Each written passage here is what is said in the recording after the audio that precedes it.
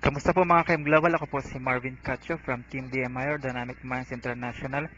Dito po sa next video, pag-uusapan po natin yung seminar. May nagsabi po na umattend ka ng series of seminar after mo mag-avail.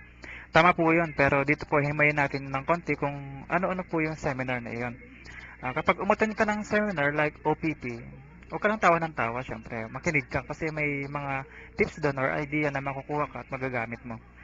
Dito kasali ka na sa M-Global. So, ang OPP, gas-gas na yan, paulit-ulit po yan.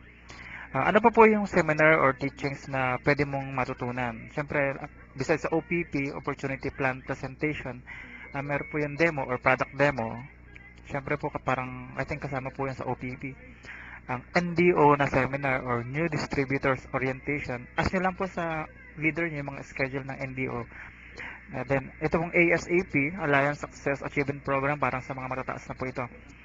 May iba't iba pa pong seminar na madidiscover nyo about network marketing, hindi lang po sa M-Global. Check nyo na lang po kasi ang akin lang po, para may matutunan kayo. Sa YouTube po marami po. So, ngayon umattend ka na ng seminar. Ano na next na gagawin mo? Hindi lang yung malaman mo yung gusto mong malaman. You need to learn how to explain yung OPP or demo. Ibig sabihin po, kailangan mong gamitin to. Kapag narinig niyo yung OPP, kailangan marunong ka rin mag-OPP. Marunong ka na rin po. Iyan po. Paano ka ba mag-pre-OPP or opportunity plan presentation? Kunyari po nakita niyo yung prospect niyo. Meron siyang potential hindi lang sa product, pati sa business.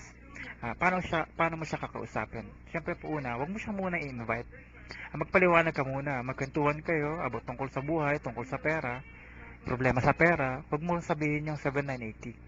Lalabas yung problema niya, palalabasin mo na kailangan niya kailangan kanya sa future. Siyempre kunyari nagpapaaral siya ng anak o kaya may business ka na gusto mong subukan ng prospect mo, it will take time. Sa iba, araw yan o iba linggo o iba months yung panliligaw. Ah, After that, introduce mo na yung company. Gusto mo bang kumita ng malaki para sa pangarap mo, mga ganong bagay. Sunod-sunod na yan. Tapos sunod mo na yung mga pakay mo. Siyempre gusto mo siya na mag-join sa business na kung ano yung may business ka rin. Yung natutunan mo sa OPP, ilabas mo na. Siyempre po yung mga benefits, product features, tsaka yung benefits ng product, nandun na rin po yun. Sabihin nyo na rin yung mga kitaan kung paano kumikita. Huwag mo pa rin ilabas yung 7980 hanggat hindi niya tinatanong. Yan ang kagandahan ng seminar. Kaya kailangan po uma-attend po tayo. Yan po. Panoorin niyo po sana lahat yung ginawa namin. Salamat po. Sana po naisulat niyo po yung mga natutunan ninyo.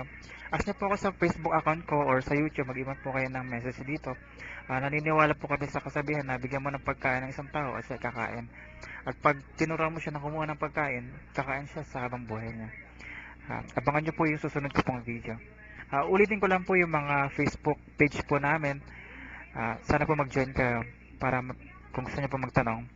DMI Product Demo, Keeping Members to Become Leaders, DMI Marketing Plan, Welcome to Dynamic Minds International, at saka Dynamic Minds International Documentation.